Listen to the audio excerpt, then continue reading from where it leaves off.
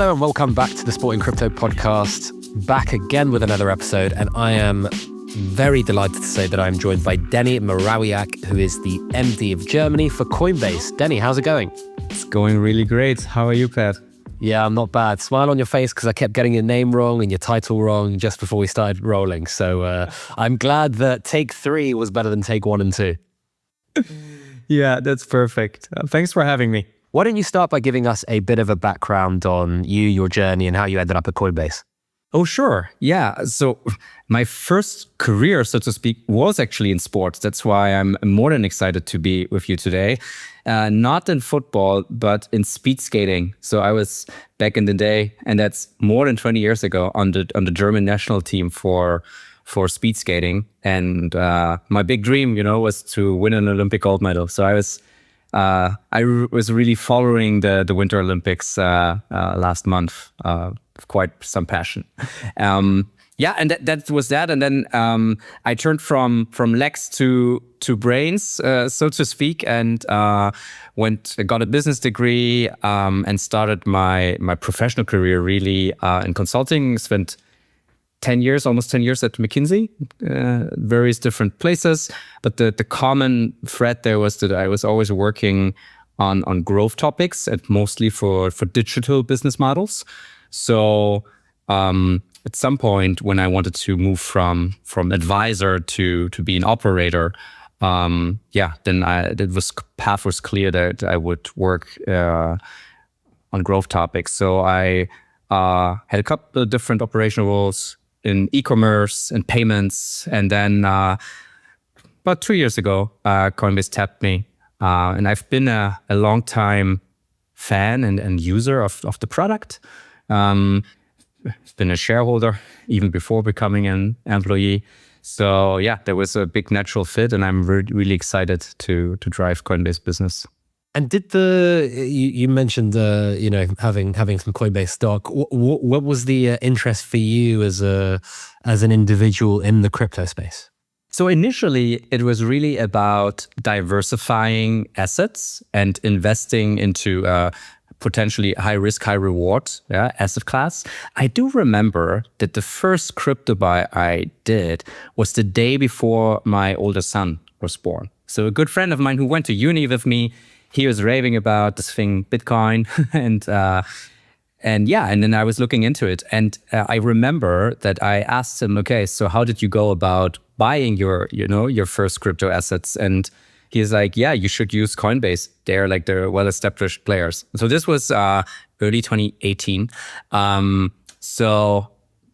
Trust and an easy-to-use product was basically the reasons for me to join as a user back in the day. And I have to say, it's still the same reasons why hundreds of thousands of users join us every year still. I remember my own Coinbase journey starting around about the same time, actually, Denny.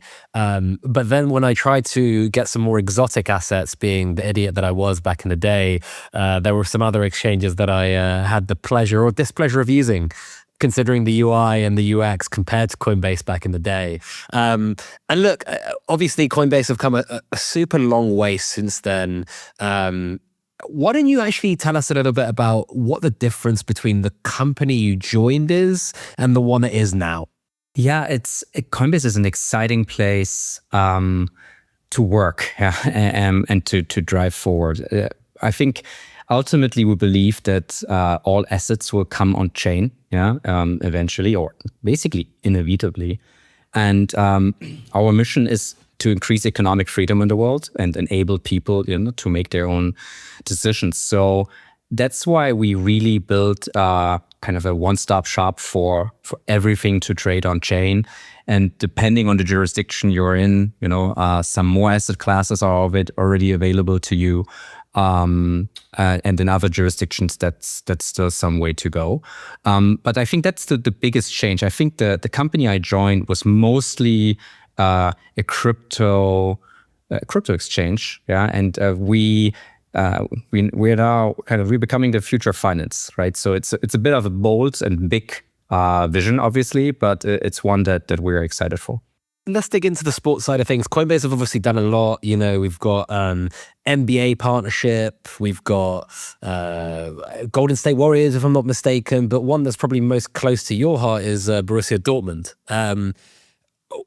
Why don't you give me a bit of the top level vision of like why Coinbase has done stuff in sports from a marketing spend perspective? And then let's kind of dissect the differences between, potentially a league-wide campaign in the States with something like a football team in Germany. Yeah. Let me try to dissect that a little bit. I think what has to be said first and foremost is that we are a product-driven company. So we work really hard every day to build the best possible product for the user that fulfills the compliant standards in the jurisdictions that we operate in. So that's what we focus the most on. Having said that, right, the best product might come to the user it by itself, by distribution and just word of mouth, but usually it involves some form of marketing and go-to-market as well. And for Coinbase expanding internationally, it was important to, number one, obtain a local license. So Coinbase Germany was the first crypto player in Germany that obtained the license from BaFin. This was back in 2021. Can you drill into, like, that's pretty difficult. BaFin are known globally as being a regulator that not necessarily moves slow, but is particularly cautious compared to some of the neighboring countries there, and then even in modern times compared to potentially even the States and Dubai and Singapore. So that's a big deal. You've kind of brushed over that, right? It was a big focus area because you've just shared some of your early experiences, right? And trying to maybe buy some assets that were harder to get, so to speak. And for us, it has always been important to be the most trusted and most secure brand in the business. And one core anchor of that is to obtain the required licenses to operate. So yes, that is obviously a long journey and one that requires lots of hard work from many people and experts and to build the right team. But yes, that is what the company has done. And basically to create that pillar for international extension was to obtain the license on a local level. And once you have that established, at the same time, you want to make sure that users know about you, right? So if the market is going up, right, quite naturally, we come into the focus area of potential users, people that want to start invest into crypto. But it's because we have that very easy to use and very secure product. But at the same time, you have to also signal some brand and some brand trust, right? So I think that's important. So I think that's one area of consideration when back in the day, the decision was made to partner with Dortmund, because so let's take a step back, right? So Dortmund is one of the most well-known football clubs in the world, really, has been very well performing on the sports side of things for many years, for many decades actually, and is known for a passionate group of supporters, right? That if you've ever been in that stadium, I can really tell you can feel it during a game. But it's like they have a pretty big group of supporters, not just in Germany, particularly strong in Germany, but also beyond that. So I think one consideration in entering the partnership has really been to say,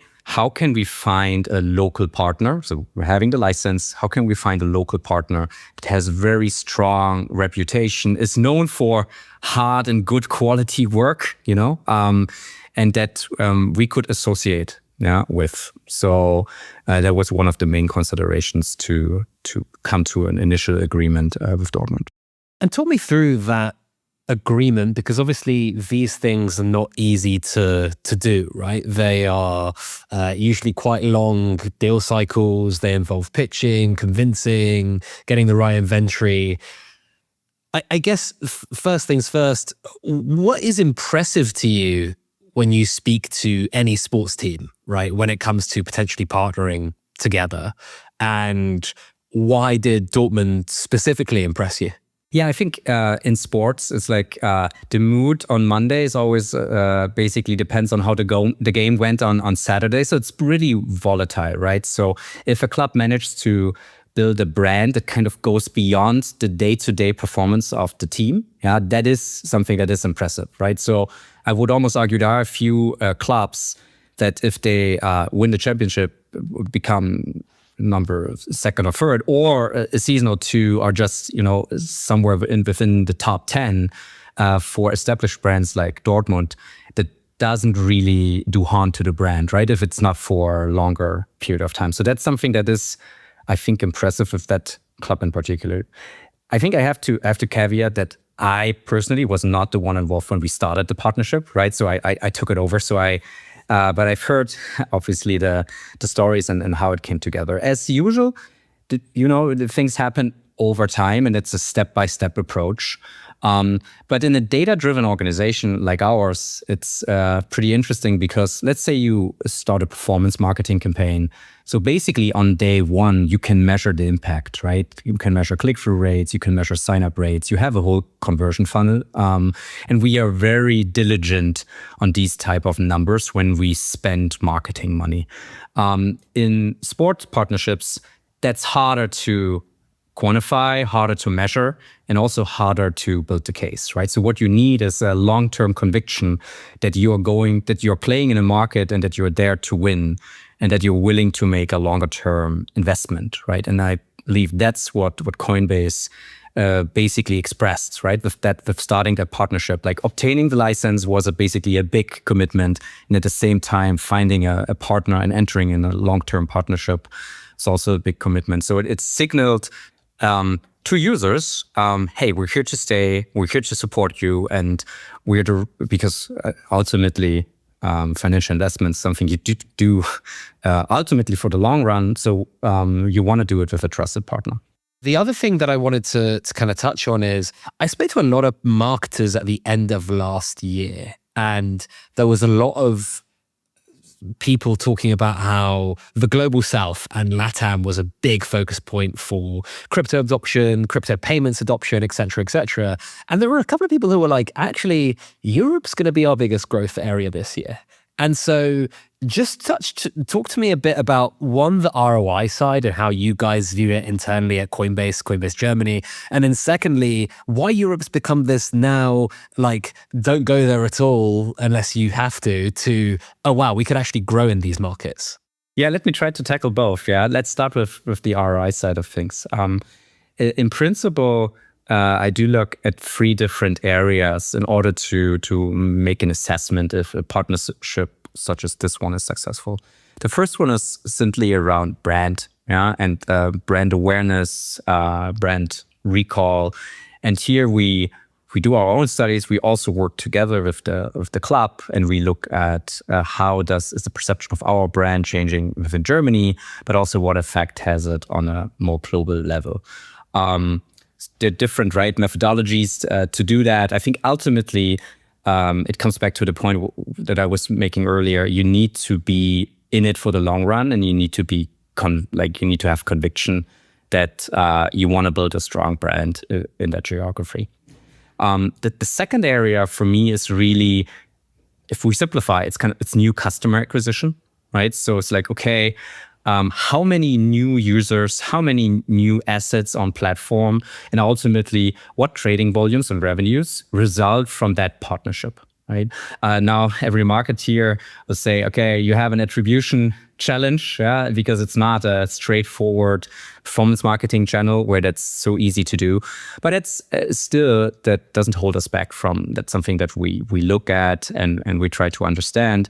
And we also, beyond the fact that we are visible in the stadium and so on, we use the partnership to have players as testimonials, for example, yeah, to that we can use in certain assets. So one of our best performing assets at the moment in social channels is of a Dortmund player, right, who talks about Coinbase, and in a very short clip, just a couple of seconds, explaining what it is, and people like to engage with that. So that's the second area. So basically new user acquisition. And the third area, and I think that should not be underestimated, although we are a consumer business, is really around retention and creating a unique experience for our most valued customers.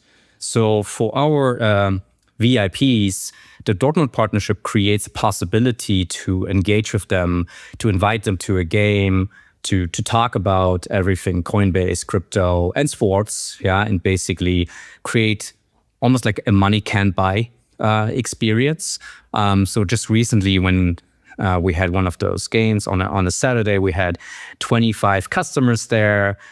We had some people from Coinbase there. We were basically talking a lot about product, and people were, sharing product feedback and so on.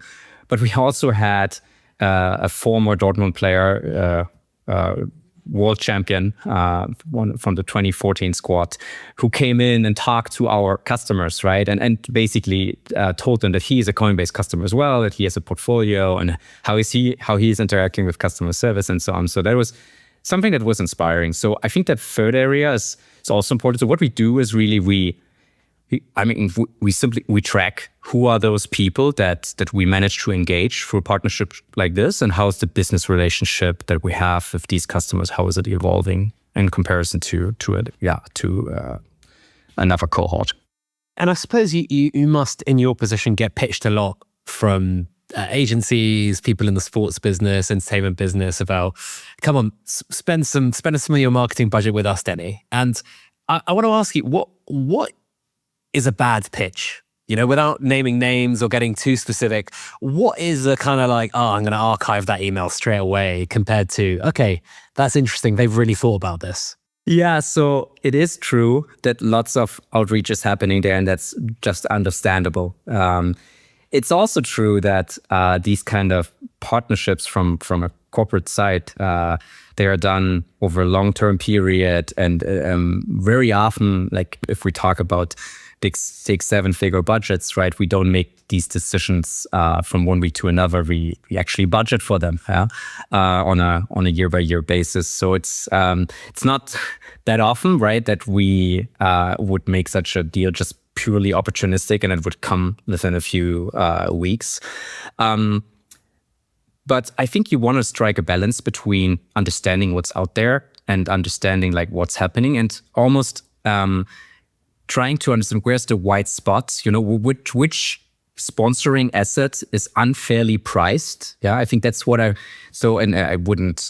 try to do that, but we have a very strong marketing team and team of specialists, right, that look at this, and they try to understand that. So I think, let's now reverse. If you are in the other, if you are selling, right? So I think that's exactly what you want to point out, right? You try to understand what's the asset you're actually selling, right? Is it reach, or is it a very, very highly trusted brand? Yeah, or is it basically almost an asset that's mispriced? Yeah, because the sport is growing so fast, and people have not yet jumped on the bandwagon, and prices have reflected that. And then if people have done their homework, we recently had an early conversation with someone who basically understood our strategy. It was like, okay, we are a Germany-based company, but we are expanding into the US. So, hey, you are, the number one in the US. So isn't there some value, that we could? So that's basically what the conversation focused on very quickly. Yeah, so having said all of that, I do appreciate the outreach, but as 99% of those result in the end in no business relationship, but rather probably an exchange of ideas. If you don't shoot, you don't score, as they say. Fair, yes. This podcast is sponsored by the Hedera Foundation. The most beloved sports brands understand that what fans want is simple, a reason to be passionate. The Hedera Foundation enables brands and fans to share their passion on-chain using the Hedera network, the most used sustainable enterprise-grade DLT for the decentralized economy.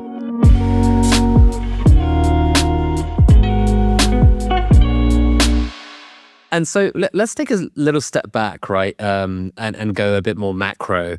From a broader industry perspective, I suppose we've kind of shifted in a lot of these companies, the crypto business is becoming really big, like Coinbase, and becoming mainstream. They're now like mainstream big tech businesses that have an abundance of different products across their business.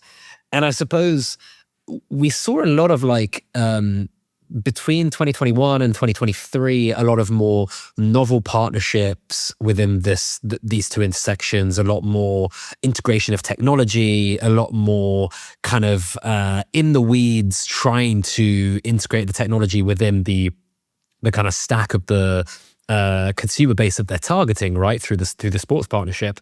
But I seem to get the feeling that some of the really big companies are starting to look at this more, as you mentioned, like a traditional tech business would, right? And you're ascertaining brand VIP treatment, but then also acquisition. And I think that maturity is quite interesting. Do you think there is still that room for a Coinbase with the infrastructure that you have to kind of become a bit more integrated? Maybe not with a brand like Dortmund that are tried and tested, have been there forever, and maybe a little bit more cautious. But maybe you have conversations with upstart sports that are a little bit more experimental. Maybe they want to look at putting their tickets on chain. Maybe they want to look at stablecoin payments for the fans and merchandising online. Maybe they want to have like a yield account integrated into the platform that they use. Maybe they want to have a tokenized fan engagement platform, like whatever it may be. How do you, where you sit in your seat, where is it right to have those conversations, and when does it become more of a, okay, these types of conversations fit in the three pillars of like brand acquisition and retention? It's a great point. I think over the next years or decade, right, I expect these sort of partnerships to really move beyond traditional sponsorship and branding. But it's not a P0 priority, as we would say. And why is that? That's because, to use like the textbook quote, right? Strategy is not what you do, but what you don't do. So, right, like we are really focused on a few things and executing them really, really well. Yeah. And I think crypto has always created very high expectations, right, for use cases. People get really excited around it. And many of the use cases that you also just said, but then couldn't deliver on these high expectations, inflated expectations. Yeah. So basically, what my point is, I do expect that these partnerships move beyond. I do expect that, there's so much potential in ticketing and moving ticketing on chain, and ensure that the actual clubs can ensure they capture the revenue, right, that's being generated for ticketing, and it's not through and not resellers, for example, capture the revenue. So to give you one example, it's just in the matter of being focused, like our number one focus is basically to be the most trusted and secure platform for our consumers, right? And that's not what we are focused on right now. And I think just to go one step back to your point of crypto is so well established now in 2026, I do see there's still so much room for growth. Yeah, I mean, on the consumer side, Germany alone, depending on what numbers you look at or what source you look at, but only about 10 to 12% of people own crypto assets. Yeah, and many of them in insignificant amounts. Yeah, so there's a lot of room to grow on the consumer front. On the institutional front, we do see a constant increase in adoption of crypto assets. And I think on the underlying infrastructure front, it's inevitable with stable coins and basically just people will use crypto without noticing that they are using crypto rails. But I think it's important to point out that on the consumer front, there's still so much room to grow. And that's why it is important to focus on brand, customer acquisition, and retention. Yeah. So very long-winded answer. Yeah. And probably not that, exciting for people that want to push these new use cases. I do see them rather developing and materializing over the next years instead of over the next months. Yeah. With that in mind, though, have you had any interesting inbound conversations with anyone where you've had to kind of bat that idea away of like kind of deeper integration, or do you still think it's a little bit too early? No, I think one example, and I hope it doesn't sound boring. To us, it is exciting. Is that we have a partnership with Aston Martin Formula One Racing, and that one is being paid in USDC, right? So it's being paid in stable coins, and that has been a major innovation. I would argue. So we do see these cases, and it's happening. I think that's a good example. Well, look, I think this was awesome. I really loved the way that you've positioned. Like, I think it was really deep and meaningful, insightful explanation on like how you've thought about this and how you've tried to get the most out of it. Is there anything I didn't ask you or anything that we didn't cover that you wanna go into so on the podcast? Look, I think why is sports exciting? Yeah, because ultimately it's something you can be really passionate about, and you have strong performance. Yeah, and it's about and it's very about the human beings. Yeah, the performers. And I think the same is true for finance and for crypto in particular. I just recently had this situation where we spend so much time behind our screens, right, working on code, building products. But it's important, like, why are we doing this and for whom are we doing it? And we do it for the people, right? For the people that ultimately use these products, that we try to help them to increase their economic freedom. So that's what we do it for. And I think there's quite some good overlap, right? I would argue there are some people that are as passionate for crypto as Dortmund supporters are for their club. And I believe that's a good thing. I believe that's really a good thing. The one thing I've been thinking about as well is when people are putting money into these long-term partnerships, there is an aspect of kind of like, I know there's this idea that AI is going to disrupt everything and replace everything and blah, blah, blah. But I've seen a lot of like partnerships happen with companies, and then that company goes and fires 20% of its employees, or their stock is down 70%. But I suppose when you're looking at marketing spend in sport, that's not something that's going to happen. You and I are not going to watch the robot version of Borussia Dortmund anytime soon. Well, I hope so anyway, Denny, within our lifetimes. That would be quite rubbish. I'd have to rip up my Arsenal season ticket. Yeah, I mean, I'm really excited about AI and the power of AI and how it can innovate the way we work. I see it happening on a daily level now, and we as an organization really work hard to be on the forefront there. We do empower all our team members to use a bunch of different tools, and it's almost like it's this hotbed of innovation right now. That's just super exciting. That's happening on a daily level. But yeah, ultimately, we do it for the people, right? And yes, I would love to continue to see human beings playing football instead of robots. Although robots might be better at playing football at some point, yeah. But it is exciting to watch human beings. Yeah, I think that's what we're going to keep to for now. Denny, where can people find out more about you and what you're doing over at Coinbase?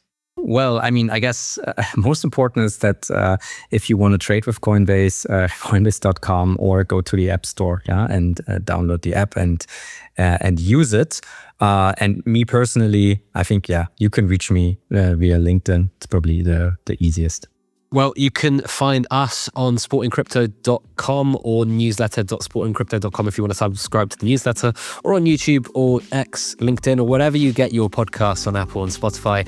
Please do subscribe, leave us a review, give us a like, and tell us what you thought about the podcast. And hopefully we'll have Denny on soon when they next do another partnership in Germany.